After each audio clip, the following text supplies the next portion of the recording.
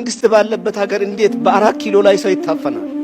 እንዴት ዛቻ ይደርሳል? እንዴት ማስፈራሪያ ይደርሳል?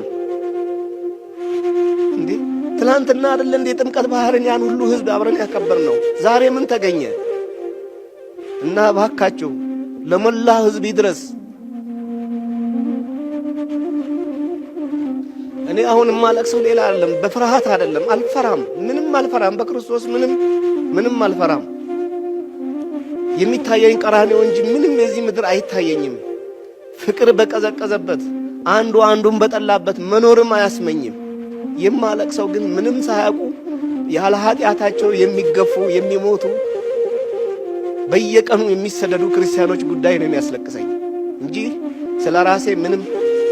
እኔ አንድ ሞሎክሴ ነኝ። ምንም እዚህ ቢቀርብኝም ገዳሜ መኖር ይችላል። አይ መኖር አይፈቀድልህም